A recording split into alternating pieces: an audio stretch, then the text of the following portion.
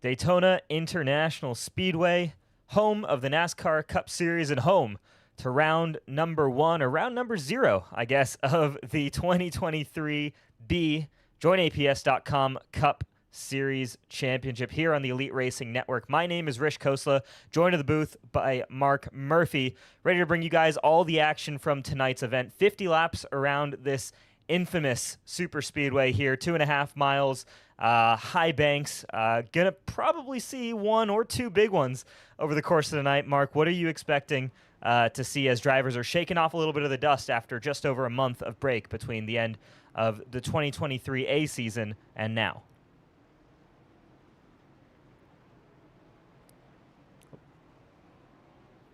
Might have a little bit of an issue there with Mark's mic. We'll get him back with us in just a moment, though. We'll get down onto the starting grid as Matthew Weeks, your defending series champion, leads the field off of pit road. We're going to have 2 pace laps here. Alongside him, Leighton Norgard, Tyler Fode lining up in that 40 car, Jonathan Cutlip, Trey Holmes, and a little bit of shuffling right now as everybody gets in order. We had the open event just a little bit earlier tonight. A couple of cars able to race their way into this main shootout. The way the shootout works is we've got our past Cup Series champions as well as any pole sitters from the 2023 A season are automatically locked in. And then all paid entries were eligible for the Open. I believe we've got Johnny Thomas was the winner of the Open there in that number 3 car. He will start all the way at the back of the pack, so a lot to work for. But of course, 50 laps at Daytona, you can certainly work your way up the order. 21 cars should take the green flag here in just over 1 lap's time. Mark Murphy, are you with us here? I am right here with you, Rish. I'm looking forward to a really fun and exciting show tonight. A lot of good names up front there. A couple of sneaky fast guys in the back. Johnny Thomas, that's a name I've got circled. Ethan Stanley starting in the back there too. Both those guys lightning quick. And then our friend, good friend Chris Wright. He's going to be starting in the middle of the pack too. So is Chad. So this is going to be an interesting. Time here. Well, you got a chance right before we went live here to take a lap in one of these Cup cars with this current package, with this setup. What's it feeling like? I don't know if you got much of a chance to run in the pack, but at least on your own, what was that car starting to feel like? Yeah, Rich, it feels like it's going to get really light, especially coming off of turn 4. It's going to be really difficult after a few laps to hold that bottom line, it seems like. The other thing that you always worry about with these cars is the suck. How much are they going to suck? How are you going to be able to manufacture those runs? And when they do get there, right? Are you going to be able to carry the momentum? Something else that we've seen with these cars too, Rish, is they can separate themselves in these drafts. 50 laps, we're going to have a green flag stop. So if a green flag stop happens, or if a pit stop happens, is that going to be enough? Yeah, absolutely. We've seen that time and time again, I think, where through green flag stops, you'll have 1 or 2 different groups of cars coming down, and how quickly that separation can occur during that is I mean, it's pretty quick, right? It all comes down to the organization of the group that you're pitting with. So keep an eye out for that tonight as well. We know there are some kind of, super teams out there, so teams that work with each other at tracks like this. I think probably the most famous one, Pro Edge Racing and Fueled Up, always seem to have kind of all their drivers on the same page there, so keep an eye out for them. They often have cars running up front all day long at tracks like this.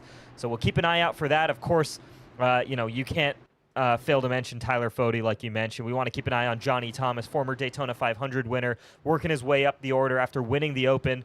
Lots of talent through this field, a lot to keep an eye out for. And again, everybody here antsy to kick off the 2023 B season. Again, it hasn't been that long of a wait, but it's a chance to reset. It's a chance to start all over again. The points are 0 right now. It's a chance for guys to stake their claim on this new championship. We're getting ready to go green for the 2023 B season. Matthew Weeks leads the field to green, and we are underway at Daytona for the Lince Creative Shootout. Here we go, 50 laps, and lap 1 underway. big shove there from Ethan Burrell for Matthew Weeks, trying to get everybody locked together on that bottom lane. Already better organization for those top three than we see up top. Leighton Norgard waiting for that push from Jonathan Cutlip. Finally, it's coming here as they're now waiting for Josh Adams to line up as well as we head down onto the back straightaway. Absolutely, we're seeing that bottom line getting a nice push. You got the 37 of Ethan Burrell. He's pushing the 11 of Matthew Weeks down the backside. Now the top gets a little bit more organized. You've got a Leighton and Johnny Cutlip up there. They're going to the front. We got a car off in the grass down the back. That's the 16. Gerald Campbell in the 16 car, slow coming off, or 31 car, excuse me. Take a quick look as we stay green here. The Mark Rebelas replay machine. What happened here? There you see on the bottom right of your screen the 31. Is this netcode? I'm curious. There's nobody really around him heading into the turn. And trying to see what happened there. He looks like, oh, he goes for the block on the 19 and just a little bit too late there. Yeah. And that'll do it. Yes, it will. Yes, it will. It doesn't take much. These cars do match up really, really well. Bumper, the rear bumper. You can push, but if you don't hit somebody, if you don't get them square, it'll turn you loose like that. So just kind of, that's something to keep an eye out on, Rich. The bottom line, starting to pull away here. It seems like they're a little bit more organized. You got Weeks, then Burrell, then Woody now. He's pulling up on the outside. He pulls it out of the line. He's going to go to the top and give Matthew Weeks a shove. Yeah, Tyler Fody, one of the more aggressive guys. He loves to lead here at super speedways. You always talk about when we get to these tracks, guys who like to hang around in the back, kind of wait for the big one to happen, hope you avoid it, and then make your run towards the end. Tyler Fody has a completely different approach. His philosophy is if you're up front all day long, you're avoiding the big one anyways, as long as you're not part of it. So, that's a pretty good philosophy to have, and he always has the pace to do that. And we're seeing this again here. Tyler Fody, I think, wants to lead this race, not quite able to get to the bottom line, but right now I think early on in this event, at least, happy to sit in second in that top lane, as that's Jonathan Cutlip going down to the bottom to take over the lead ahead of those two Pro Edge Toyotas. Absolutely, and Fody is wearing out the back of that number 11. He wants to go, but you got Johnny Cutlip down there on the bottom. He's leading Ethan Burrell. Those two leading the charge down the bottom as they slide down into turns 1 and 2. Johnny Cutlip's going to go for the lead right here. He's going to get to the door of Matthew Weeks going down the back straightaway. Yeah, here we go, and we're seeing here the momentum shifts that we're used to seeing, right? We saw how the bottom lane started off nice and strong. Look at this, though, the shuffling side to side on that bottom lane as they're just trying to give each other as much of a shove as possible just to get back to even with the outside, as they've now taken the advantage at this point in the race. Of course, just 4 laps into this one, about to complete lap number 4. And again, so much still to play for. I'm curious to see, are we going to start to see singling out single file line a little bit more? As again, like you said, the tires wear, the car gets a little bit loose and light underneath these guys. That becomes kind of the default line. And if so, where do the cars like the 5, the 37, and the 56 line up? Right now, it looks like they're trying to line up ahead of this outside row. As once again, Cutlip with a bit of a run off of 2, but I think it's going to die out for him here down the back straightaway. He needs Burrell closer on the bumper. Here we go. We got 3 cars all next to each other, but still not enough to get alongside Matthew Weeks up top. Yeah, I don't think you're going to see this calm down any, Rish. We're already 45 laps to go. This would be about the time in any restrictor plate race where the guys would start to get kind of crazy anyway. This being a shootout style, it's a clash. No points on offer here, just a little bit of money and some bragging rights. There's no reason for these guys to sit in the back. It's going to be all go, go, go. The other thing is you're not going to have time. If you sit in the back, if you're the 3 car back there, Johnny Thomas, you might not have time to get through all these cars if you wait. So yeah, unless you're counting on a big crash, and they're 3 wide. Ooh. 3 wide there. That was the 22 going up, 3 wide in the middle. He's got draft and help from the 19 now going down the back. They get by Jay Kaner going. They split Jay Kaner. They get him on the inside. So that would be, let's see. Garrison Hogan, David 22? Tooker. I've lost my mind. Garrison Hogan, he made a wild move with David Tooker in tow. Those guys picked off 2 or 3 cars, got back to the bottom. They got Jay Kaner, who's a very, very, very fast guy. Shuffled him back 2 or 3 spots on that bottom lane, which it surprises me, Rish. The bottom is not moving forward as well as I thought it would. They can get even Johnny can get even with Matthew Weeks up there. Johnny Cutlip cannot make the move. He can't clear him, and you see each other. They're pounding each other, going down that back straightaway. Ethan Burrell just smashing into the back of Johnny Cutlip. Tyler Fode doing the same to Matthew Weeks on the top. Everybody taking all they can get right now. We see the 10. He's coming up the middle. Guys are starting to get 3 wide. Jay Kaner slips up loose, and you've got the 10. That is Frankenfield and Delicato. Yeah, and Delicato just gave Chad Frankenfield a donut there. That's going to cost them guys a ton of momentum. They start to fall back. So we're down to, what, 1, 2, 3, 4, 5, 6, 7, 8, 9, 10, 11, 12, 13 cars. 15 now. That Delicato and Kaner start coming back up there. But the pack already starting to split up in these cars. And Ethan Burrell just loses it low. Never takes his foot off the gas. Wow. He never took his foot off the gas, Rich. Oh my gosh, Ethan Burrell there loose off of turn number 2. Hangs onto it and brings it back. He's still with this lead pack, still as the draft. Doesn't look like there's much damage to that Tide Pod Camry, and he's going to keep going forward. Incredible save there by Burrell. But again, that might be why we're seeing a little bit less performance from this inside lane, though as we see Weeks and Fode all go up to, or go down to the bottom. Garrison Hogan actually has worked his way all the way up to 3rd and alongside David Tooker, so we've seen a bit of shuffling there with the Ethan Burrell incident. And how about this for Trey Holmes? The wall, they're crashing. Got a big mess in the back. That's the 5 of John Cutlip. That is the 20 of Tate Lytle. Norgard. It looks like them boys. It's like them boys came together, getting kind of slam drafty there in the corner, and looks like it cost them a little bit. Well, the 88 triggered that. Trey Holmes got up in the wall. Yeah, that's how it all really started. Just got up in the wall and stayed there, losing a ton of momentum. And we're going to have to go back to the Rebel Ass replay machine here to see just what happened and how this played out. Let's take a look here. Watch this 88 car. It'll be on screen. He's going to actually go from the bottom to the top. He's following Garrison Hogan up to the top there. Kind of gets bumped into the wall there and just sticks to the wall. Checks everybody up, and there around goes the 56. There around goes Jonathan Cutlip in the 5, Leighton Norgard in the 12. The 92 of, who was that? Ethan Stanley caught up in that as well. So there was your big one, and possibly the first of a couple tonight. All started by, again, just Trey Holmes following Garrison Hogan up the racetrack, and just not being able to hang on to that 88 car.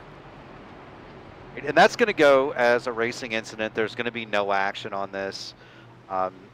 It's a product of restrictor plate racing. You get some nasty air, kind of touch the wall a little bit. Everybody gets checked up. You got a big concertina. Guys go flying, but it's not really anybody's fault. Now, in terms of damage on here, I don't look at the 88 car as being that badly hurt. Rich, these cars can take a pounding. We've seen them hit things extremely hard.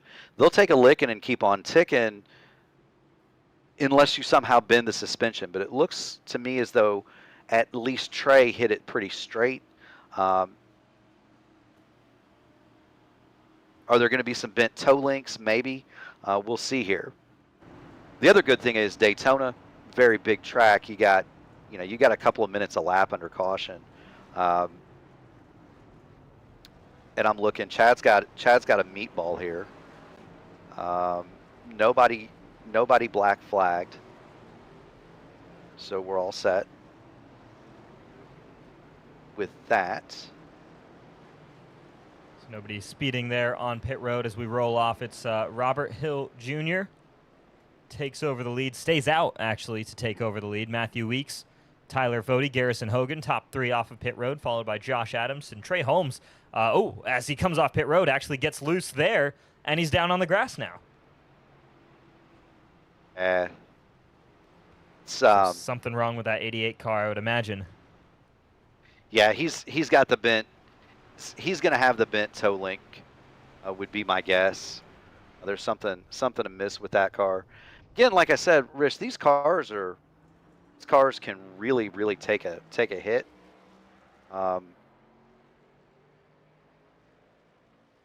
If you hit them wrong, so for example, if you get into the suspension, right, you're absolutely pretty much toast, and that's kind of what it looks like here for Trey. He's got some kind of damage, might be fairly terminal for that 88 machine. I think you can even see it there crabbing just a little bit. Shame there for Garrison Hogan. You can kind of see just the angle of that car versus like the 15 right in front of him, or excuse me, the 10 car right in front of him. Yeah, he's crabbing a little bit. Let's see if he comes back to pit lane here. He's got an EOL, but I don't think it really matters. He's going to come to pit lane for sure. You see some more cars take the dive down here. You might as well put some more gas in it, affect any repair that you may need. Again, one of the other cool things with this car, Rish, if you get it bent up, you can fix it, and it'll get fixed. It's not like an Indy car, or it's not like an open wheel car. It's not like a truck where you bend them up and they're never really the same. These cars, you can bend them a little bit, and they'll still run perfectly fine. So stay on the lead lap, especially at a place like Daytona where the draft is king. Guess what? You're still right in the thick of it. Yeah, for sure. That'll be something to keep an eye out for, whether or not the 88 can kind of recover. Again, only P15 right now, just because you have guys behind him who had more damage that they had to repair and are just trying to get back up to speed. Tate Lytle, Chris Wright. Well, Tate Lytle looks like he's out of this one. Chris Wright is back on the track, but behind Tate Lytle, he's got some making up to do on the racetrack. Again, meanwhile, up front, Robert Hill Jr. did come down pit road, so he falls back to P13. And lights are off on the pace car as we're now running down the back straightaway here, getting ready to go back to green. Lap 12 of 50. We'll go back on lap number 13. Still a long way to go in this one. A lot of time for guys to make up ground, a lot of time for them to lose it for sure. That's one of the things you got to pay attention to, of course. Keep an eye out, though, of course, for Garrison Hogan. He doesn't have his drafting buddy David Tooker immediately with him. Tooker a few spots behind on that bottom lane. But keep an eye out, because those two were making some serious moves up the order just in those first couple of laps, to the point where Garrison Hogan now is going to restart P3, try to find his way into the lead in that 22 car. Pace car off onto pit road. And Matthew Weeks about to lead this field back to green. Here we go through the Geico restart zone. Green flag out in the air. Great organization on the bottom, and you get that with all of these cars, getting this end-of-line penalty for, coming down pit road an extra time. Not a lot of volume up on that top lane, and we see it immediately. Matthew Weeks, a good jump, and Garrison Hogan alongside Tyler Fode, who's just not quite able to get up to speed with the support of Josh Adams behind him. But those two are locked together. Meanwhile, a little bit of separation on the bottom. Let's see how that works down this backstretch. Though, here we go. Top three all front nose to bumper. On the bottom, top four nose to bumper, and there's no chance for that outside on this opening lap. And I don't know if that was just Cody spinning his tires up a little bit, or if that was somewhat intentional. By intentional, I mean he might be looking at just, whoa, big slide from Ethan Burrell there. But sometimes in these plate races, Rich, what you want to do is you want to kind of fall back a little bit so that you build a bigger run and you can kind of launch yourself out front. That might have been what Fode was trying to do there. I don't know. Absolutely. Well, the one thing you got to work out, though, of course, with that one is make sure you're in clear communication with the guy who's about to give you that run, right? I mean, if he hits you wrong with that extra head of steam, you are going around instantaneously. So it is all about communication on a track like this. We see Trey Holmes dive back down to the bottom looking for a spot. He does get that from Josh Robin and back over. He was kind of in the middle there for a brief moment. But yeah, always something to keep an eye out here for. Here we go. Ethan Burrell spinning out just a couple of laps ago, and he's already on the bumper of his teammate. An aggressive push through the tri-oval. No fear at all between those two Pro Edge drivers, as again, loose is the 37, but he's going for the lead now on the inside. Yeah, and that was a stout move from Ethan Burrell. You can tell he kind of wants to lead this thing, but he got himself out a little bit too far in front of Garrison Hogan there, and when he did that, it just killed the inside line's momentum. Now we see Fode and Weeks. We got wrecking on the back. We got Kaner and That's the 8 car of Josh Robin around. No yellow so far. I'm not going to throw it. Okay. I'm going to throw it. Robin. No yellow. Able to get it rolling again. He might be a little bit upset about that, but no cars around him on the racetrack. So good call to keep the race rolling there as Josh Adams leads up in front. Robin gonna have to recover back to pit road. And unfortunately, that may be night over unless he gets lucky here with a caution, because the rate at which the pack will catch you if you do not have the draft is astounding. But here we go. Adams, Burrell, Hogan, your top 3. Gerald Campbell, another one of those drivers who got caught up early on, had a bit of a spin, back up in front. Just shows you how quickly you can recover here. Matthew Weeks dropped down to 6th. Your leader, your pole sitter, your defending champion. He's stuck to that outside line, and it's not quite working out for him as this lead pack starts to thin out just a little bit. That bottom line gains more and more power, but 2 guys just jumping up to the top here. Let's see if they can try to even things out in terms of just numbers and in terms of pace. David Tooker leads that outside lane, trying to get them back up even with that bottom line, but here comes Trey Holmes to take over the lead of that top line.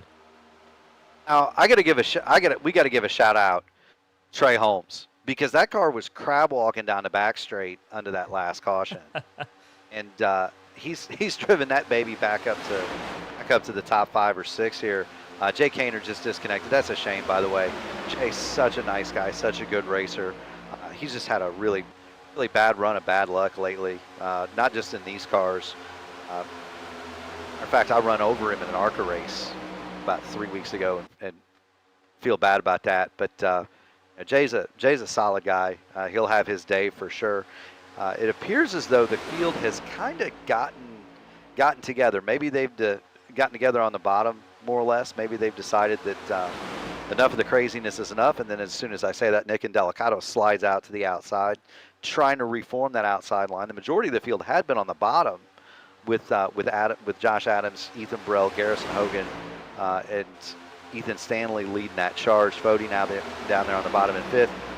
And, you've got the guy running 6th or 7th, depending on where it is, 6th, 7th, or 8th, depending on how they cross the line or how they are oriented at that moment. Scott Crump.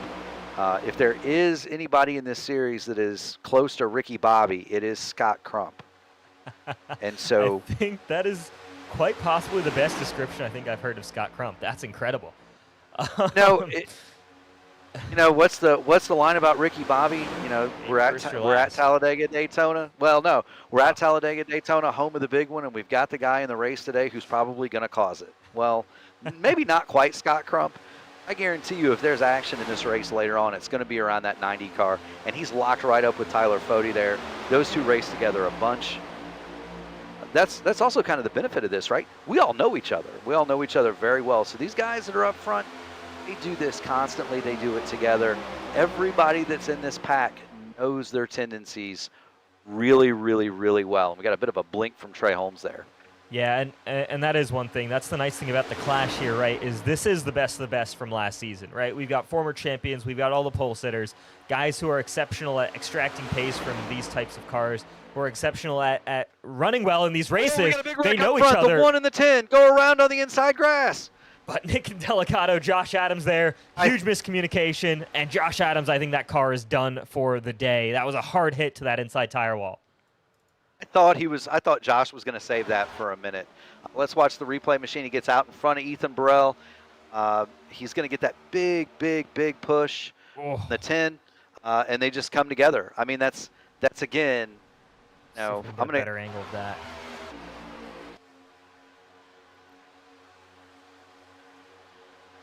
What do we got there? Oh, just yeah. I mean, you're the guy who makes the call here, Mark. What do you think on that incident? I mean, Adam's still stuck there on the grass. Yeah. I mean, that's a tough deal because one,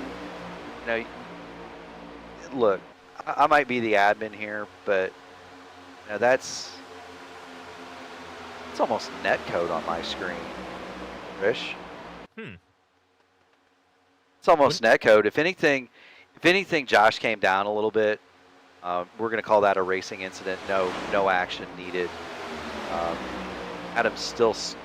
Now he's finally reset it and towed it. What a shame there for Josh Adams, one of the fastest guys we have at the super speedway. Year after year, he comes in, puts that car on pole pretty much with regularity at the Daytona 500 and at any super speedway race we run. Incredible pace, just hasn't been able to get the result in the race for one reason or another. And another one of those instances here in the clash today where that one car is not going to make it to the checkered flag. Car, though, that we may have thought at one point wasn't going to make it to the checker flag, but is now leading the charge towards it. Trey Holmes, how about this run from him up top? It did look like last time he was leading the outside lane, it kind of looked like everyone bailed out on that line. I don't know if that 88 car is perfect anymore in the sense that it can lead a line. You already saw there one car bailing out, and guys getting up on the bumper of the 88 really quickly. I wonder if that car is maybe just not meant to lead a line. It's meant to be more of a pusher at this point in the race. But aerodynamically and physically, it looks totally fine. But there may still be some lingering issues for that 88 car. As again, he took the lead, but you can see just as quickly as he pulled out on that outside lane, they lost all of that momentum. And these boys are starting to get racy a little bit. Listen to the radio chatter. It almost doesn't surprise me to see the 40 and the 90 kind of taking a step back from this insanity a little bit. Fody and Crump 11th and 12th. They're kind of. I think they're going to kind of let this deal sort itself out a little bit. Can you pan back to the 92 a second? Kind of want to highlight this thing. It's not what it is, but it looks a lot like the old Miller High Life special of the 1980s. So kudos to Ethan Stanley for running that livery. Sharp looking machine for sure. For sure, and apologies to the drivers who did have fun liveries for this event. Unfortunately, a bit of an issue here with the software on our side. Not quite able to get all the updated paint schemes, so apologies there for them.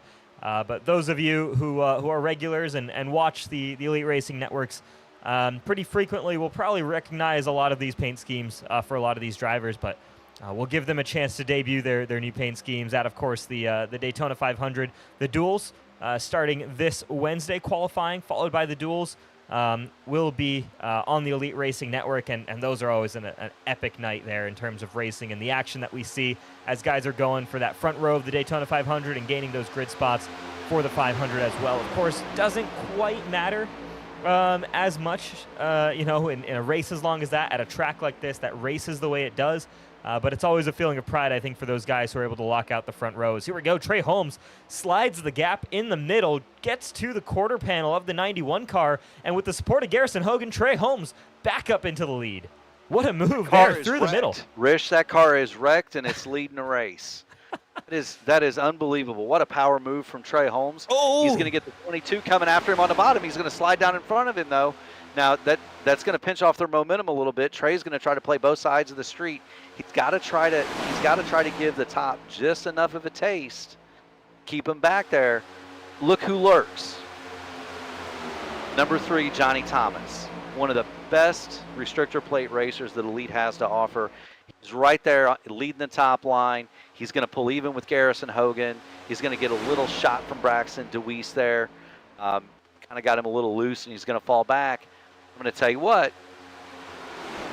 Don't count out the number 3, Johnny Thomas. Yeah, appears as 13 on your screen right now, folks. So apologies again for that. Some of the just miscommunications that we have with which one? Yeah, he's shown there as the 13. No, he's shown as the 91 there, I believe. He is. As he's shown up as 91. He is the number 3. No worries, folks. We'll get this sorted out by the time the season starts here. That's also the clash here is dusting off the cobwebs here in the producer's booth. So, but yeah, keep an eye out on your screens there. Number 91 on timing and scoring, it shows as number 3. Johnny Thomas, though, sticking to that outside lane, hoping that they can get more support, but they're starting to fade just a little bit here.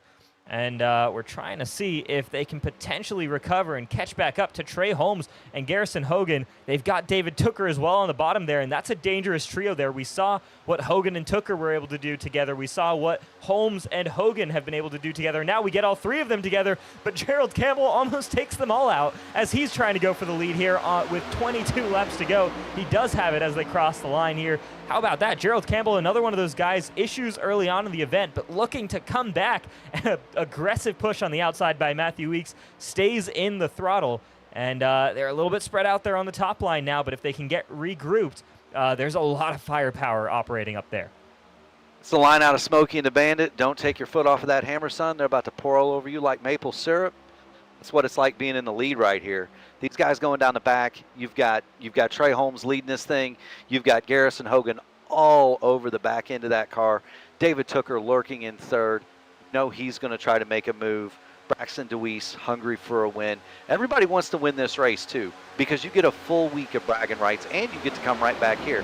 Whoever wins this race, automatically the favorite for the Daytona 500, more or less, Rich. Everybody wants to win here. And if you're an independent driver, if you're Garrison Hogan, you know what? Here's your chance. Here's your chance to show some of these bigger teams, the Pro Edge guys, the Lake Norman guys, the Fueled Up guys. It's your chance to show them, hey, I might not be on your team, but I'm worthy of getting a shot, giving a shot, and taking a shot come a week from Wednesday. Absolutely. And yeah, Garrison Hogan has shown us time and time again the talent that he has behind the wheel of a race car, and he's showing that to us again here today. That 22 car absolutely flying. Of course, I think working closely there with Fueled Up and Pro Edge does not surprise me. I know he's good friends with a lot of those drivers, and again, that's what really this next week and a half is all about leading up to the Daytona 500 next Wednesday night. It's making friends and making sure you're not making too many enemies out on the racetrack, because you never know who's going to be giving you a bump or who you're going to have to bump on lap 199 of the Daytona 500. It's all about just being there at the end and trusting in the guys around you, and that's a huge part of this race. That's a huge part of the build-up in this event. So right now, these guys may race each other a little bit aggressively, but again, you're going to remember the actions that another driver takes against you here tonight in a week and a half's time. So you know, you've got to be cognizant of the moves that you've got, because you've still got, you know, 2 more major events taking place at this racetrack. In a race like this, a lot to keep an eye out for these drivers, and a lot to be careful of, even though they are, of course, all going for that win here at the end. Oh, 110%, Rich. Race drivers are worse than elephants. You know, I remember guys that got into me, 2 years ago and caused me to, have a crash in a meaningless ARCA race on a Thursday night in an official. I remember that name, you know what I mean?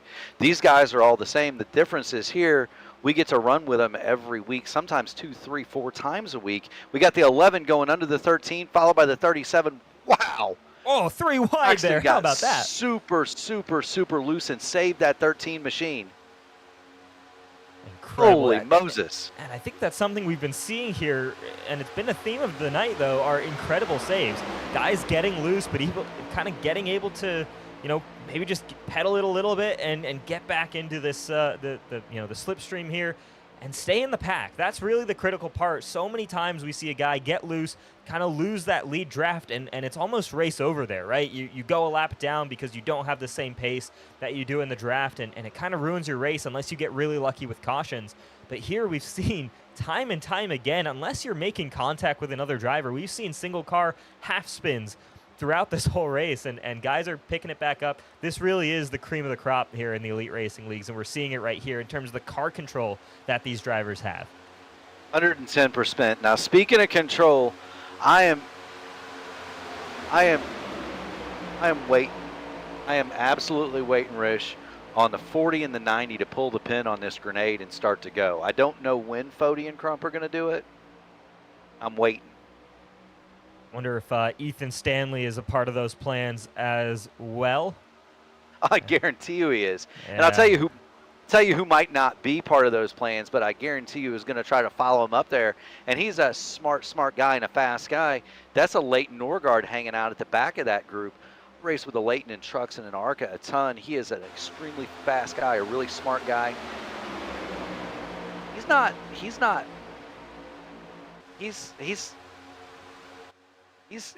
like me. He's not dumb. know what I mean, Rish? He knows who's in front of him, and he knows they're going to make a hole here. It's just a matter of when. It's just a matter of when. We got 16 to go. Like I said, Windu, Fody, Crump, and probably followed by Norgard pull the pin and start to go. And I guarantee you, it's as you said, Ethan Brell will be a part of that, or Ethan Stanley rather. I wouldn't be surprised to see Johnny Thomas be a part of that either. Yeah, absolutely. And it's kind of those two different schools of thought that we were talking about earlier in this race. There is the thought of, the Trey Holmes, the Garrison Hogan, these guys up front right now. I want to lead. I want to lead the entire race, try and stay up front as much as possible. And then there are the guys like Fody, Norgard. We see Scott Crump, Johnny Thomas, Ethan Stanley, all kind of hanging back a little bit right now.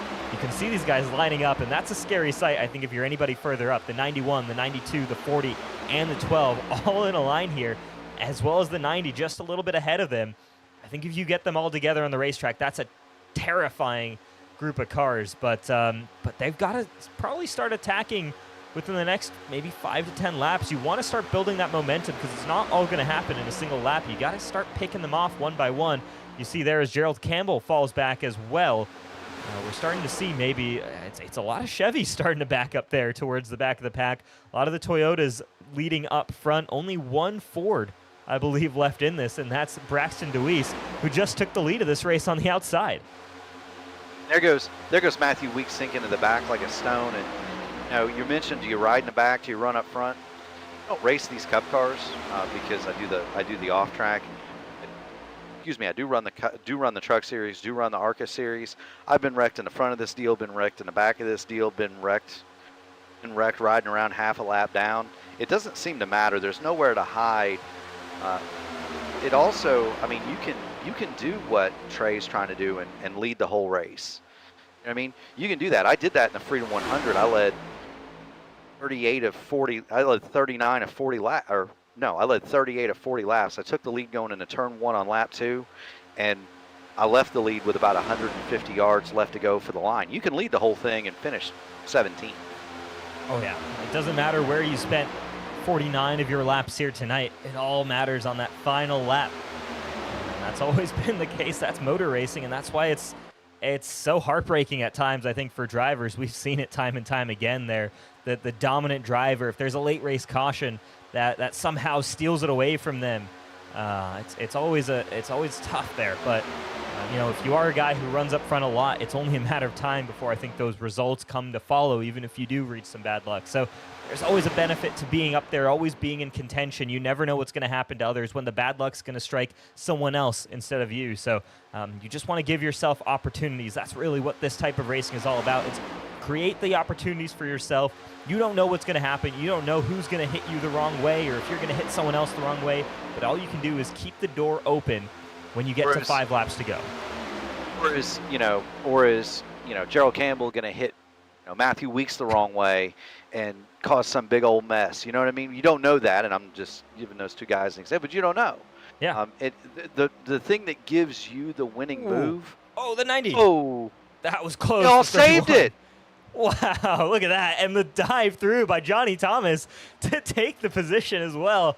Great saving by these guys as the 13 all over the place there. He goes to the bottom. Ethan Burrell slides down with him. That 8 car up front, a reminder, that's Josh Robin. He's not on the lead lap with these guys. He has the pace, but remember, he did get spun out earlier on, didn't get a caution called, and he's now just kind of staying with this pack, but maybe becoming a little bit of a nuisance for these guys here as he's backing up this outside line like crazy. Holy Moses. They saved that, Rich. They saved it. That was pretty incredible. I'm not going to lie. Again, we've seen this. This is a theme of the night here. Guys making incredible saves on these cars. You mentioned that they were going to be loose. They're going to be light to drive.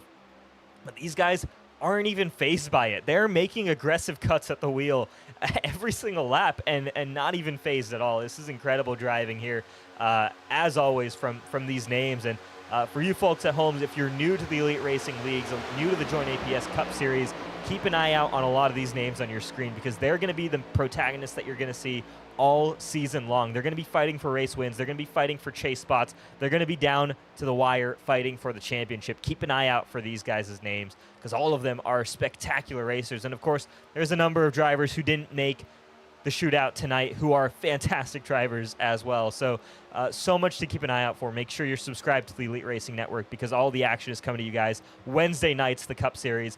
Monday nights, we've usually got our Xfinity Series running here, and that's just as good racing, if not even a little bit better, if I say so myself. I'm going to tell you what. Remember those names we were talking about earlier? Trey Holmes. I was talking about the 90. Somebody must have hung a pit board over the wall over there with a dollar sign on it because there's 9 laps to go, and look who's second. Oh my gosh, it's crazy how quickly things shuffle. I mean, you saw the 88 there, took it 3 wide up top as Deweese kind of stumbled a little bit, and all of a sudden there now Trey Holmes back up to the lead of that outside lane, though Ethan Burrell coming down to block it off, and poor Scott Crump, all that momentum he gained, he now gets caught in the pocket between everybody else, gets saved a little bit by a gap by Fody, but man, that could have been really bad for the 90 and really lost him a ton of momentum there. They have to slot in behind Hogan and Campbell there on that bottom lane. And I tell you what, Crump lost his momentum. He went from second back down to 8th, about 300 yards. Now he's back down on the inside again. They're going to try to get that organized. It appears as though he's got see, who's he got leading that deal? He's got Garrison Hogan leading it. You've got Gerald right behind him, and then Scott Crump, Tyler Fody. Those are some stout race cars. You got the 92 in that line also. Ethan Stanley. Those are some stout cars. Yeah, they just need to get organized. That's the big thing. They need to get organized there on the bottom. 2 spread out right now. You can see Hogan and Campbell stuck together, but Crump hanging back, Fody hanging back, Stanley hanging back a little bit. You've got Norgard hanging back a little bit. There's just not a ton of urgency right now on the bottom lane, the same that we're seeing on the top. I mean, throughout this race, we have seen those Toyotas and that fueled-up car of Holmes all up top, and they have not been afraid to get off each other's bumper. I mean, they have been staying on top of each other the entire race, and these are teammates. So, of course, you've got the better communication, but you'd think, I want to be a little bit less aggressive, you know, when I've got a teammate around me. Not these guys. They've kind of got it all figured out. They are staying right up against each other. Look at that there. Holmes not afraid to give Burrell the push, and Weeks and Tooker all staying relatively close to them. Got a little bit closer there on the bottom, but here now you see Crump and Deweese coming off the bottom, and that's going to take away all the momentum of the bottom. Oh, there goes Scott Crump, and he hits Tyler Fody, and they're going to wreck down to the inside together. Gerald Campbell, Scott Crump down on the bottom. Oh, that wasn't Fody. That was the 31.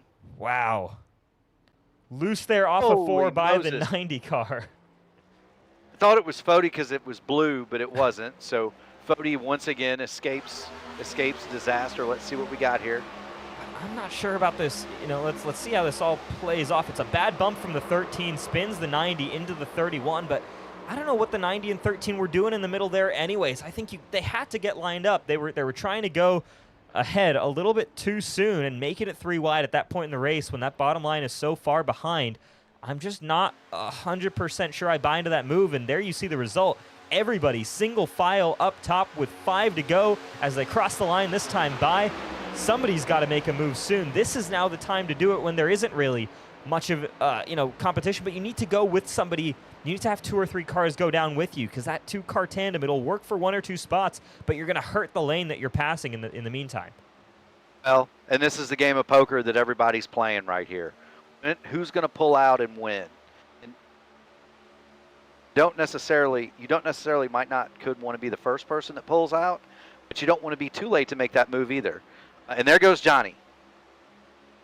There goes Johnny Thomas down to the bottom. He's got past Braxton. He's working on Matthew. He's going to get some help from the 13. A big shove. Ooh.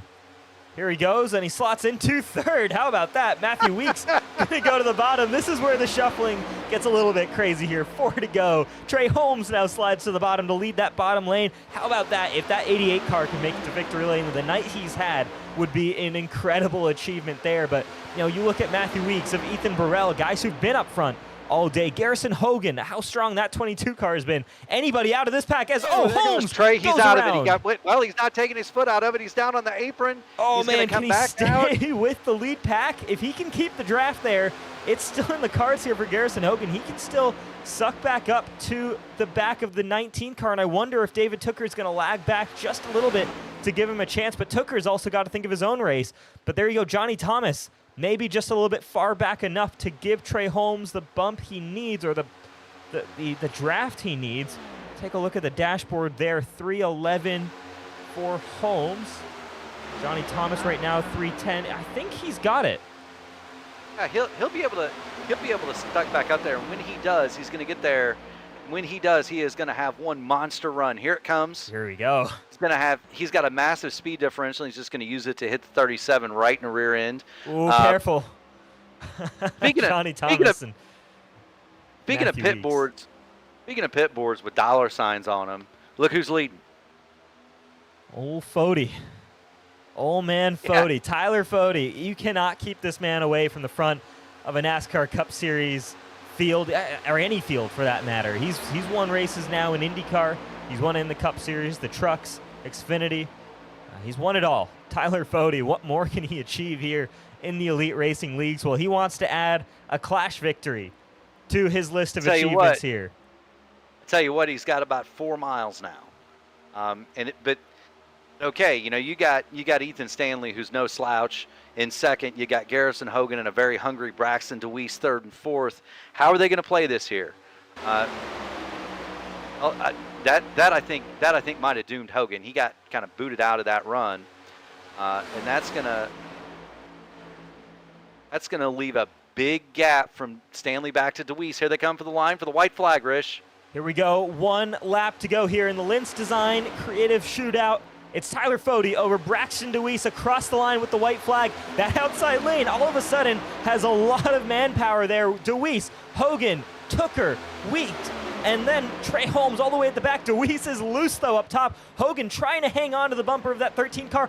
Fody gets a little bit loose off of turn number 2, and now on the back straightaway. They are side by side. It's advantage to the top side, but around goes Hogan. We got the big one. DeWeese think Braxton with the DeWeese lead. has He's it. They're all wrecking down the back. Fody's all the way down in the grass. Johnny Thomas, the only man to make it cleanly through that wreck. You've got Burrell and Holmes with him, but DeWeese is too far ahead. Braxton DeWeese, plus 20 from his starting position, is going to win the Lentz Creative Design Shootout to start the 2023 B season. What a drive there. The big one on the final lap, taking out Tyler Fody, taking out a number of the main competitors. Johnny Thomas, who raced his way in from the open, comes home P2, so close to the victory, just 6/10 away. Ethan Burrell, 7/10, and Trey Holmes, again, the night he had to come home P4. That's got to be something you're proud of. But what a final lap there. What a chaotic run along the back straightaway there as the fireworks play on the back straightaway for Braxton DeWeese. That 13 car is going to burn it down, I'm sure. I thought Garrison had Weiss's rear wheels completely off the ground through turn 2. I have no idea how Braxton DeWeese held on to that number 13 machine, but he did it because he had a rear end full of Garrison Hogan. Look at that thing. He can't barely keep it straight. And Tooker there just. Then you got the 19 just turns him loose, which again, that's if it were a regular season race, we'd call that a tally. Tallies here in the Clash, it's the penalties in the OL, and the race is over. So there you have it, right? Yeah, and I think that'll be interesting there for sure between Hogan and Tooker. I think, again, that might have just been an aggressive move there. I believe those guys are usually in contact during races like this, so I'm sure communication there at the Fueled Up Pro Edge and Garrison Hogan camp, they'll be talking about that one. But still a good result there, and of course no points lost there for the team, so probably a learning experience for them. But how about this for Braxton DeWeese? What an incredible race he put on, and way to hang on to that car. Again, like you said, with the run that Garrison Hogan had and the push that he was giving Braxton DeWeese was just astounding. And to hold on to that through all of that chaos and all those wrecks was pretty incredible. So We're going to wait up here in the booth, hopefully hear from Braxton DeWeese. But while we're waiting there, let's talk to you folks about our premier sponsors here at the Elite Racing Network. And we'll start with TA Services. For over 36 years, TA Services, TA Services has been a trusted domestic and international full-service third-party logistics provider offering freight brokerage, managed transportation, warehousing and fulfillment, and cross-border logistics services to shippers around the globe. TA Services moves what matters to you. Also want to shout out Blue Egg Marketing. They're the marketing department for small businesses. If you're a small business owner, then Blue Egg Marketing is your absolute biggest fan. They will help your business punch above its weight class. And lastly, we want to shout out Worldwide Technology Raceway. It's a motorsport racing facility in Madison, Illinois, close to the Gateway Arch. Features a 1.25 mile oval that hosts NASCAR Cup, Truck, and Open Wheel Series that we're not allowed to mention by name anymore. They also have a 2-mile infield road course used by the Super Tour Trans Am, SCCA, and Porsche Club of America. They also have a 1/4 mile drag strip that hosts annual NHRA Midwest National events, and they also house the Kartplex, a state-of-the-art karting facility. Great to have all of them on board again for another great season. Shout out to our premier sponsors, of course, joinaps.com as well. For coming back on board for another season with the Cup Series. Let's bring in our race winner here after crazy final lap there. Braxton, congratulations, first of all, but also I want to know how you hung on with that bump that you got there from Garrison Hogan on the back straightaway on that last lap. Oh, Braxton, do we have you? You got me? There we go. Braxton, man, congratulations on that victory there. I wanted to ask you about that shove you got from Garrison Hogan on the last lap. I mean, how did you hang on to that thing? It looked like he was giving you everything he had, every single bit of torque and horsepower, but you hung on, and that ended up resulting in the win here tonight. Yeah, for sure. I'm pretty proud of how I ran tonight. There was a couple incidents with Scott. I believe I bumped him a little too hard, and he got loose. I didn't want that. I was just trying to get going there, but happy with with what we could do, being up front, making the moves. There was a couple times I made the wrong moves, but I bounced back and ended up making some good moves to get back to the front. So, I had some help and some luck there at the end on the back stretch with all them wrecking, but that's just, honestly, sometimes that happens with this type of racing. And once they start going, they all kind of start going. So, just glad we could be out front and hold on and come out with the win. Yeah, man, I tell you what, Braxton, I got to ask, how far off the ground was the rear of your car when you went through turns 1 and 2 on that last lap? Because I just kept waiting. I had the call teed up that there goes DeWeese, and somehow you never wrecked that car. I don't think the back wheels were on the ground. I don't think they were either. I was getting a hell of a push there. I was all for the ride, just trying to correct it where the rear tires were going and whatnot. But just glad we could hang on to it and ultimately keep it straight there. Yeah, well, man, that was a heck of a drive on 2 wheels, is what I'm going to call it. Go have yourself a lot of fun. You got any sponsors, people you'd like to thank, shout out to? The floor is yours, sir. Yeah, for sure. I want to thank the scheme wasn't on the car, but the scheme that's on the car and will be on the car for the rest of the year, majority of the years, Hayden's Race Day Replicas.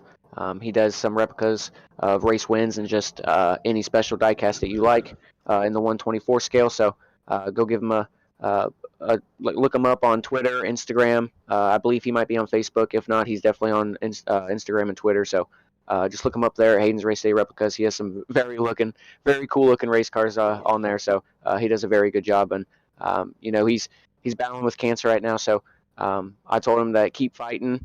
He's going to keep fighting, and we're gonna be winning for him. So the first race that we have him on the car, and the first race that I do after saying that, we end up winning. So hopefully we have a lot more winning with myself and with him. So looking forward to keep on battling through. I'm behind him 100%. So I just want to give a big shout out to him. I also want to give a big shout out to Shift Esports for letting me come on board this year full time in the 13 in the 13 Ford Mustang car. I'm really looking forward to it. They're a good group of guys. So it's fun racing with them and getting to know them a little bit more. So big shout out to them, Shift Esports. I also want to give a shout out to 3 Wide TV as a associate sponsor on the 13 car this year. Also want to give a shout out to Interstate Ford, Allen's Arts Images, Blaze Designs, as well as Seth Ross Designs as well. Also want to give a shout out to Unrivaled Cinematography, Martin Sports, Bennett's Publical, Jane's on Main, the Premier Group, the EPI. I just got on them, got with setups with them, so I'm having a good time with them as well, and looking forward to just all in all everything that's going on with iRacing right now. So couldn't be happier right now. All right, Braxton DeWeese, race winner here. Congratulations again, man. Yes, sir. I appreciate it. Y'all have a good one. You Do too. the same, boss. All right, Braxton DeWeese there, race winner tonight. What a run there, and what an incredible race he had tonight. Let's bring in the man who one spot away from having the perfect night here, Johnny Thomas. Johnny, you got a copy? I do. I got a copy. Oh man, so close there at the end to capping it off. 2 wins tonight would have been an incredible run, but raced your way in through the open. You called your shot. Mark and I were both in the chat there when you said you weren't going to call the race here tonight because you plan on winning. Well, you made it through the open, won that one, very nearly won it here tonight. Talk us through your race coming up from the back. Yeah, it's pretty uneventful. Kind of lucked into this one. I was just in the the right place at the right time at the open, and coming into the shootout, everybody's just going for one thing. Kind of like the Daytona 500. Everybody wants to win, so it was. I learned a little bit this race. You kind of want to be in it because it's the best of the best racing. In elite in this shootout, and you want to see what the tendencies are going into the 500. There ain't a whole lot of 3-wide racing. It's really, really sketchy. As the temperatures cooled, the low line started to come in a little bit. During that open race, the high line was the way to go. And I think you'll see that for the 500. But just trying to make our way up to the front. Made some pretty bold moves I probably wouldn't make in the 500 until closing laps. But got ourselves up second, ended up runner up. Pretty good start to the speed weeks, first and the second. So I can't beat that. And come Wednesday, hopefully get the pole and contend for a dual win. Yeah, Johnny, it's Mark up here in the booth. I circled you as the dark horse, and you almost made me a winner at the beginning. Tell us what it's like to drive up through there. I don't run these cars competitively, so the only thing I have to compare it to is a truck. Yeah. What kind of runs are you guys looking at? Are they big ones like the truck? Are they smaller like the Xfinity car? How does it race? It's similar to the truck. The runs are pretty incredible. When you're it's worse. When you're in the back of the pack. The guys up front, they can pretty much stay locked onto each other, create good runs. And then the back, everybody's just getting sucked up, all the way to the front. And then it's similar to the trucks in that style, but then it's similar to the Xfinity series where, once you get clear, you hop up. Every single time somebody gets clear, then they hop up. The guy gets a shove, creates a chain reaction, and then the guys in the back are getting really checked up. It's white knuckle racing these cup cars. You got to stay. I say it all the time. You got to stay mentally tough in these plate tracks, because you can't let your guard down at all, or you're gonna be in the big one or start the big one. Absolutely. Well, heck of a run to second place today, Johnny. Always a pleasure to watch a champion like yourself run. Who do you have to thank and who do you have to shout out to today? Yeah, 2023B. I got to get that right. 2023B. Again, like every year, Belly Up Sports coming on board, helping us out. Righteous Felon, Beef Jerky. Check those guys out. Get some beef jerky. They're online. Manscaped. All of Belly Up Sports partners who've supported me, throughout the years. Doing it one more time, and hopefully, years to come. It's going to be a fun season. I'm excited. Good deal, Johnny. Well, thank you so much. Congratulations on a hard-fought second place. One more spot, man, but we'll be looking out for you. Excuse me, we'll be looking out for you on Wednesday. This Wednesday, we'll be looking out for you this Wednesday, next Wednesday too. All right, bub? Yep. The big one's next Wednesday. We'll be ready. All right, Deal, Johnny my Thomas. friend. Well, we'll see you then. Thanks. Congrats, bud. All right, Johnny Thomas there, P2 finisher there tonight. Almost got the job done, looking to get it finished this coming Wednesday, and of course at the 500 to get his second Daytona 500. But let's bring in now third place finisher here tonight, Ethan Burrell. Ran up front all night long for the most part, barring a bit of a scare there early on, Ethan. Looks like the cars were quite a handful to drive here tonight. It also looked like over at Pro Edge Fueled Up, you guys were not afraid to give each other some pretty aggressive bumps. Talk us through the approach to tonight and what the cars were like. Yeah, Rich, it was awesome. It just feels good being back out here in this shootout race. It kind of, it's kicks off the season, right? Gets us excited to be back racing, and I kind of just take this race as a time to go crazy and not hold anything back and hitting people really hard and making 3 wide moves and anything in between. So yeah, it was a blast, man. The car felt good. I think it's gonna be pretty wild in the 500. I know we'll probably be taking it a little easier for most of the race, but the car is racy and we can make a lot of wild moves. So it should put on a good show. Yeah, speaking of wild moves and some crazy moves, I think you went from the back to the front, to the back to the front, to the back to the front there, Ethan. What was the scariest thing you saw out there tonight? Oh man, it was tough. I think just those guys in the front get locked on. You really, there's a lot of emphasis with this car on having the right guy leading the line and taking the push. If the guy pushing is really aggressive and the guy leading the line isn't holding the smoothest wheel, it can look real sketchy and kind of make you back off and kind of rethink it. But yeah, man, just that big wreck on the last lap, I guess, was the scariest thing. I kind of just shot for the middle and stayed in the gas and kind of bounced off a couple of my teammates, but just snuck through for a third place. So I will take it. I always say, if you don't wreck at Daytona, that's basically a win. So hopefully that can carry over into the rest of Speed Weeks. Absolutely. Well, Ethan Burrell brings it home tonight with all the fenders and quarter panels on it. He'll consider that a win. Who do you have to shout out to and thank tonight, Ethan, for your fine podium performance? Yeah, thanks to you guys, Mark and Rish, for help putting on the show for us, our people watching, and we can always go back later on and watch the race too. Thanks to all the guys at Pro Edge Racing, of course. We've got the same group signed up again this season we've had for the past couple years now, so always a great time racing with them. And shout out Chad and the admin team for keeping this league around and such a key league for this long is really impressive. And big props to Braxton there. He was kind of hung out kind of on his own. It didn't really seem like he had a lot of buddies up there at the front at the end, but he found a way to get it done. So it's a big shout out to him, and yeah, just thanks everybody for helping us put this on. Tell you what, thank you guys for bringing the talent, and go have yourself a cold one. You've earned it, my friend. All right, thanks, man. Sir. All right, Ethan Burrell there, P3 finish tonight. Another one of those names to look out for. And well, Mark, if tonight was any indication of what the rest of Speed Weeks are going to look like, I think we're in for a heck of a week and a half here.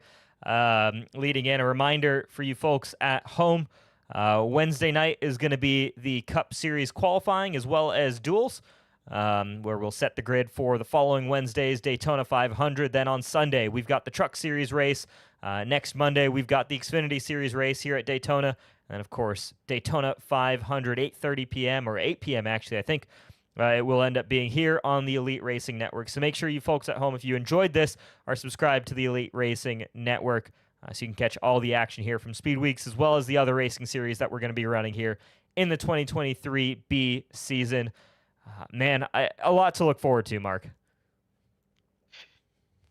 I tell you what, if you thought that this was fun, get ready to do it for 200 laps instead of 50. The thing that I look for most is not the Daytona 500 though. It's the qualifying races. So the dual 150s coming up this Wednesday. As many of our viewers know, these Cup cars are chartered, and so you're gonna have a lot of guys that just like the 500 miles at a rectangle somewhere between Columbus and St. Louis. you're going to see a lot of guys that are one-offs coming out trying to make that race, and there's only going to be 1 or 2 spots available for them. So the racing in those races can get a lot more desperate than even this, because it's not guys going for a win among all-stars. It's a group of guys that they're racing just to be able to race, and you have to be that lead. You have to be that lead go or go home car, or you're going home. And so it's not the lead of those races that can get pretty wild like this one. It's the battle for 10th, battle for 12th. I look forward to watching those guys. And then for me, I have to thank. I got to thank my sponsors for letting me do this. Black Magic Designs. If you need a paint on an iRacing machine, check those guys out. Discord, Facebook, Twitter, however you like to do your social media. And then if you ever want to kick back and watch some classic redacted open wheel action, head on over to Race First on YouTube, and they've got you covered there. We might not be able to televise them live anymore, but the old races are still there and highly enjoyable. And it's just always a pleasure to be with you, man. It's I told Chad it was going to be like Uncle Bobby and Robin Miller calling it from a lawn chair on top of the Turn 2 suites, and I think we did it. I think we hit that vibe just right. I appreciate that, man. It's always fun to call races with you as well. And again, for everybody who tuned in, thank you so much. Get ready for a great season. Of course, want to shout out Blue Egg Marketing, TA Services, and Worldwide Technology Raceway, as well as Lynn's Creative Design. Thank you, everyone, so much for tuning in. We will see you all next time.